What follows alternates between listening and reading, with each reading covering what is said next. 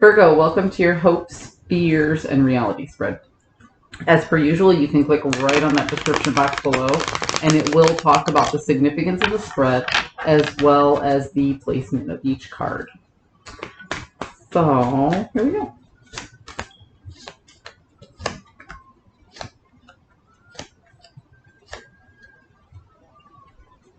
Virgo,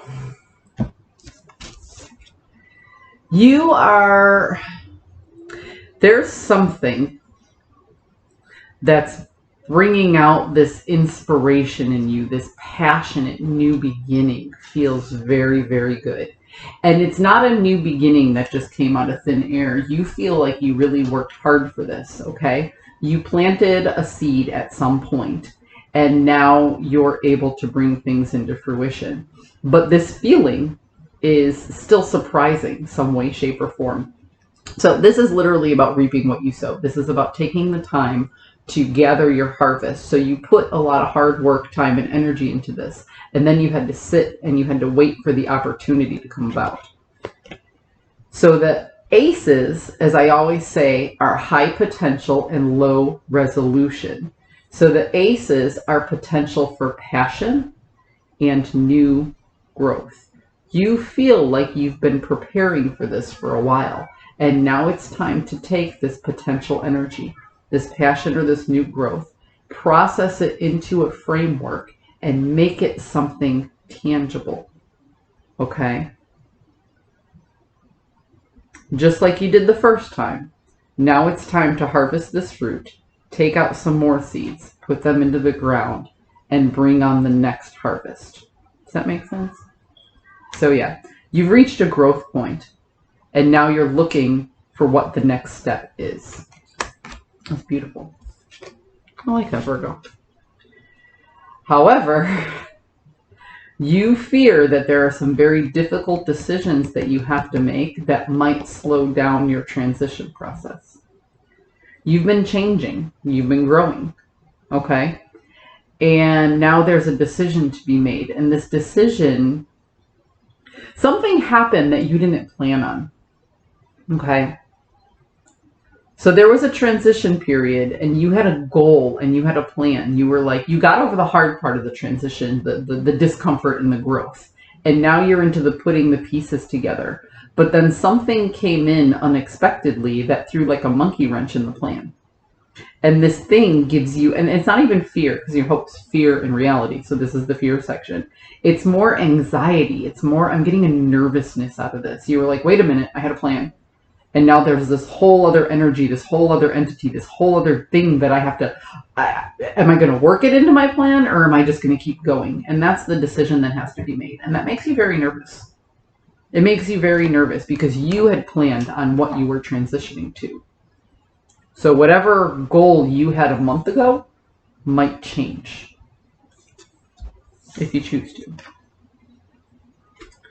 And in all honesty, you don't know what to do about this change because there's a lot of confusion with it. There's a lot of illusion with it. That's the thing about the moon is this card represents confusion, delusion, lunacy. I love the moon card. I could talk about the moon card forever. So I'm going to point out a lot of things about the moon card where it can cause confusion.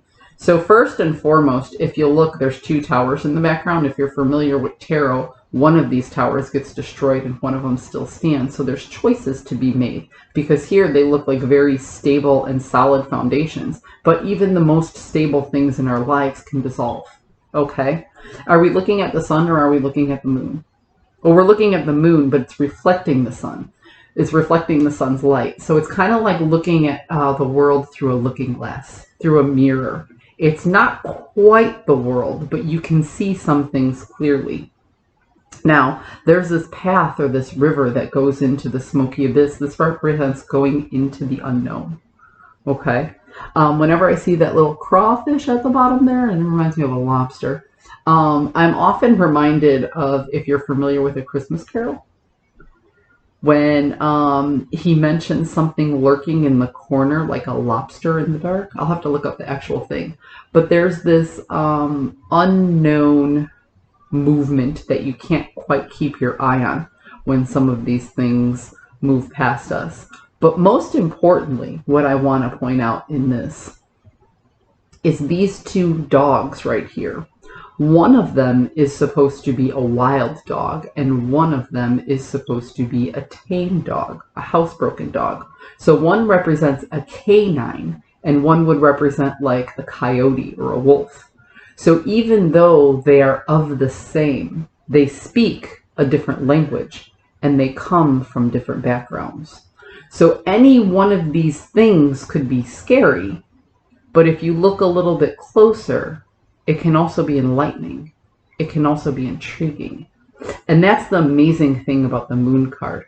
The moon card represents stepping into the unknown and facing some things that are scary, that are complicated. You know, sometimes people talk about these two dogs here, and they say two people who speak the same language, come from different races, come from different cultures. Getting together is kind of a little bit harder to manipulate than two people who have the same values or skill set. Sometimes it's surprising. So this card here is all about keeping score. This is about, fives are about chaos. And sometimes this represents a battle that is neither win or lost, but somehow you keep putting your time and energy into it. So when I look at the reality of the situation is something, and this is where, where I say something came into your life that you didn't plan on. Chaos came into your life. And now all of a sudden you're putting a lot of time and energy into something that was unknown to you before. But there's something intriguing about this thing that you want to put your time and energy into. Something so intriguing, in fact, it's knocking you off of your original plan.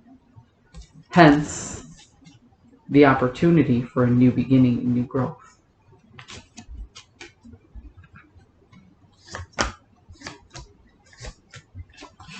Ooh, so here you are, thinking about the return on investment in inviting this new intriguing energy into your plan that wasn't there in the past.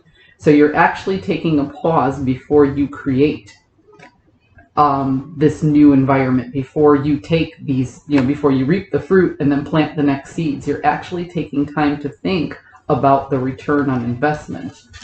But again, there's this nervousness of a fear of rejection and a lack of new direction or hope.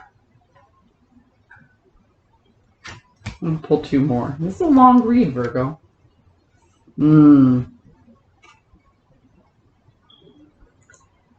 It feels to me, Virgo, like you are creating a slow and steady plan to outlast the anxiety.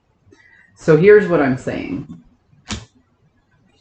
If you slowed down your transition because you need to make a decision, and that's what's causing some anxiety, the reason you slowed everything down is because this intriguing quality here, whatever it is you're looking at,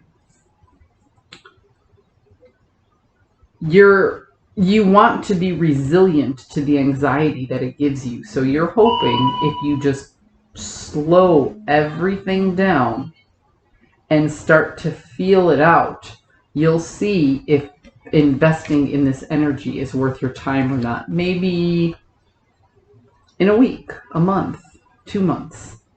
But you're really hoping that the resilience will outlast the anxiety.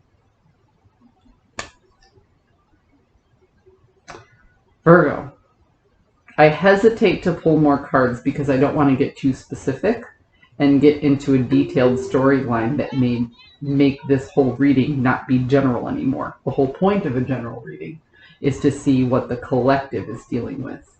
So to break it down simply, you had a plan, okay? You got to a certain point where you were able to reap what you sowed. And after you got that thing, you planned on planting a new crop immediately.